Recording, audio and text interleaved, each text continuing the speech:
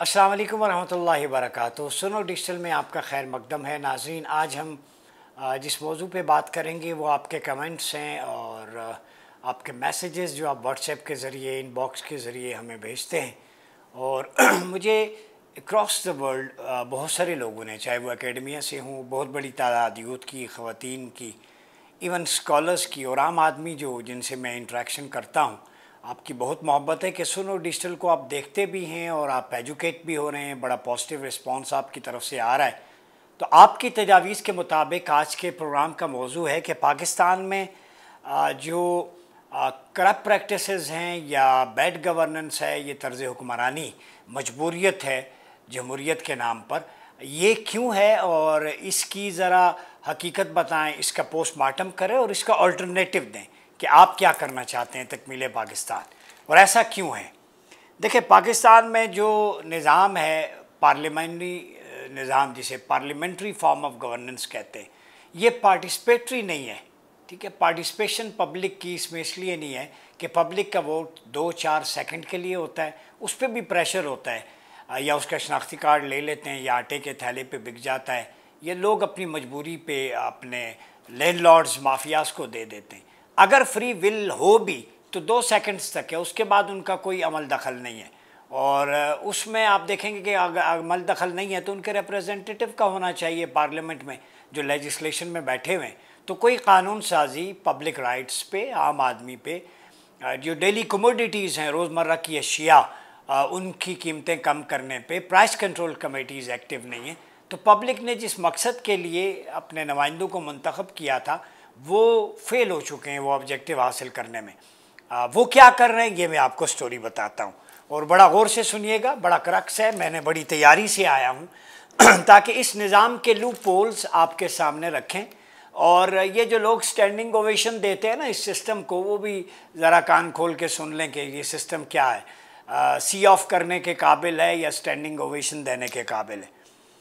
मैं देख रहा था कि पूरे इंग्लिस्तान में, इंग्लैंड में, यूके में 86 जो ऑफिशियल गाड़ियां हैं, सरकारी गाड़ियां यूज़ होती हैं, 86। ग्रेट ब्रिटेन जिसे कहते हैं, जिनका पाउंड आप देख लें, और उनके यहाँ एजुकेशन का system, justice system, health system, जबकि सिर्फ इस्लामाबाद जो पाकिस्तान का कैपिटल है उसमें 90,000 सरकारी गाड़ियाँ इस्तेमाल होती हैं। 90,000 only in Islamabad, capital of Pakistan, जो ऑफिशियल गाड़ियां हैं। अब अंदाज़ा लगाएं उन गाड़ियों के ड्राइवर्स, उनमें जलने वाला फ्यूल, वो कहाँ कहाँ जाती हैं, किस किस मिनिस्टर्स की हैं, सेक्रेटरीज़ की हैं। ठीक है, वो जो ऑफिस का काम है उसके अलावा कभी नारान, कागान, मरी, उनकी फैमिलीज़, उनका घर का सौदा सल्फ लाने के लिए, तो उसमें जो धुआं निकलता है ना, ये याद रखें, वो आपके हमारे टैक्स पेयर के पैसे से निकलता है। यानी हमारा खून, आम आदमी का, वो इशराफिया की गाड़ी का धुआं बन के हवा में तहलील हो जाता है। नंबर 1।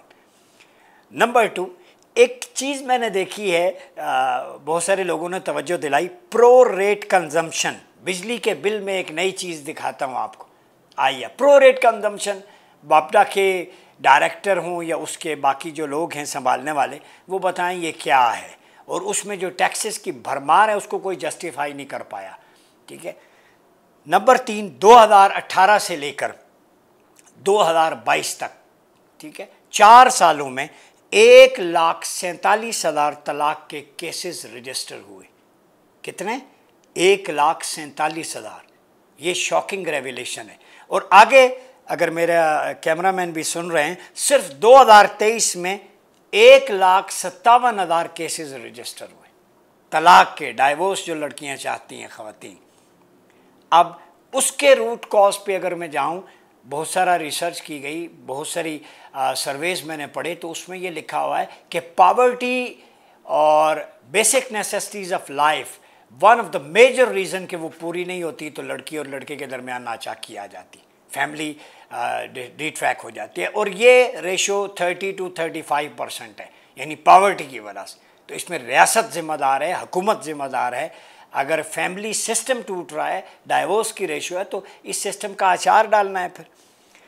फिर 1 करोड़ से ज़ायद ख़वातीन जिनकी उम्रें 30 साल हैं वो गैर शादीशुदा हैं। ये भी फ्लॉ सिस्टम का है। आपने निकाह को क्यों महंगा किया हुआ है?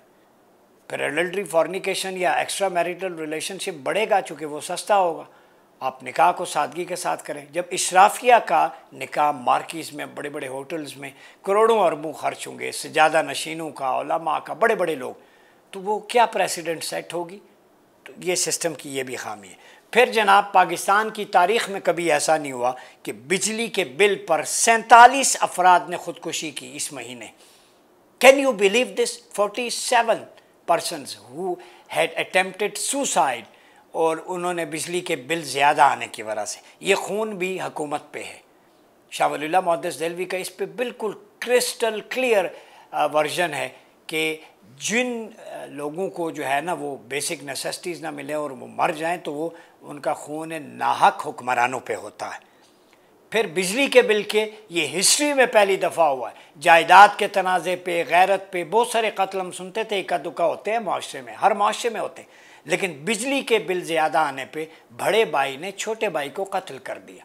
यानी बिल जो है अब मर्डर तक, किलिंग्स तक भी उसके पहुंच चुकी है। अब मुझे बताएं कब तक डिफेंड करेंगे इस मजबूरियत को? ये खुदकुशियाँ, खुदसोजियाँ, ये निज़ाम बांट रहा है। फिर आप कहते हैं तकमील पाकिस्तान क्यों बनाइए? ठीक है।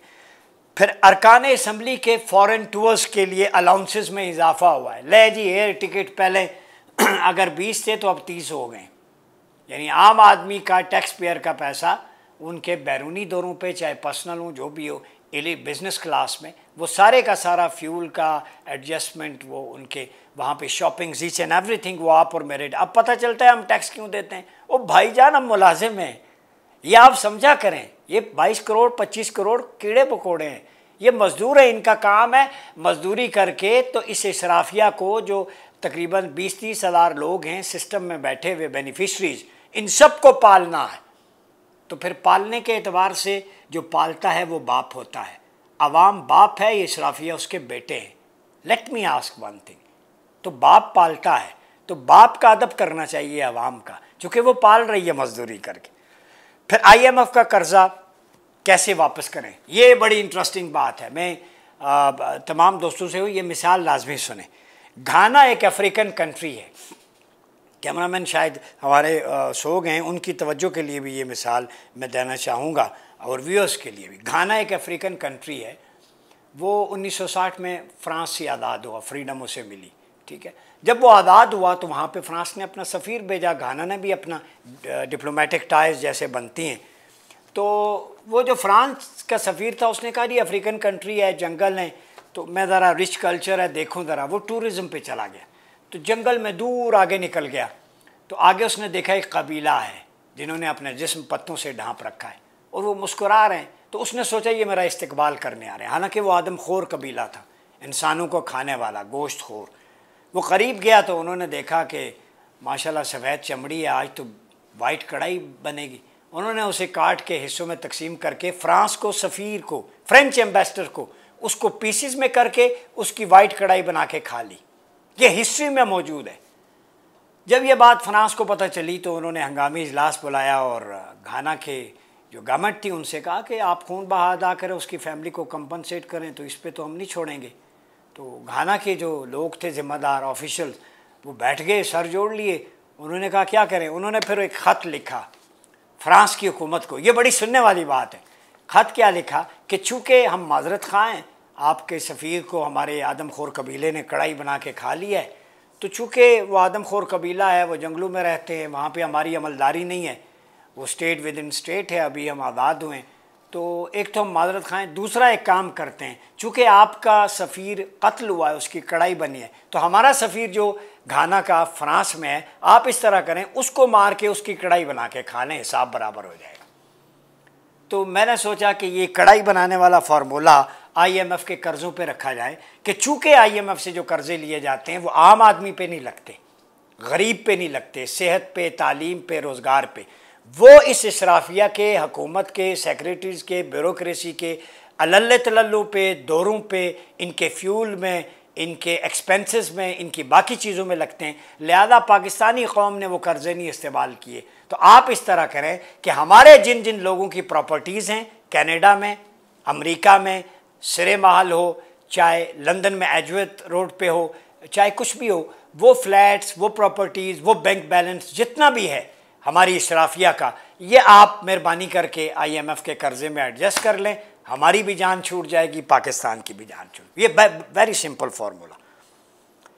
फिर आगे आप देखें कि अकीदा ख़त्म नबूवत के हवाले से एक खबर आई है। मुबारक कादियानी नज़रसानी केस में चीफ जस्टिस पाकिस्तान जनाब जस्टिस फ़ाइज़ ईसा साहब ने वो जो है बहुत सारी इबादत गाहों के ज़ुमरे में कादियानियों को भी उसमें कुछ राइट्स की बात की है।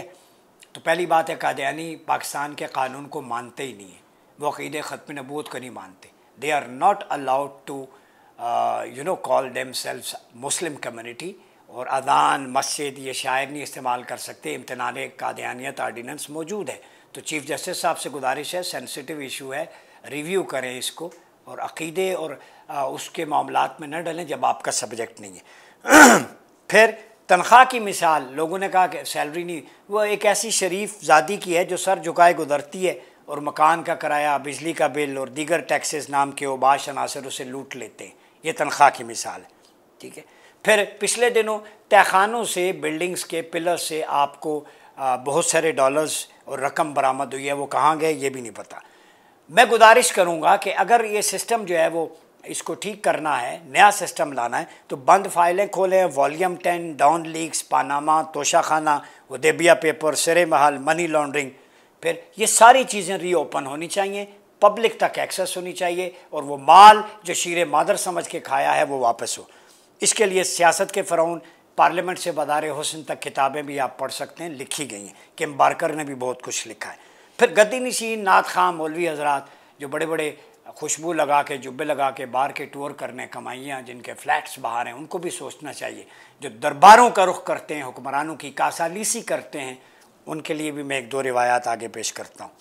फिर 1500 दिहाड़ीदार मजदूर का बिल 20,000 और लाखों रुपए तनख्वाह लेने वाले सेक्रेटरी को 2000 यूनिट फ्री।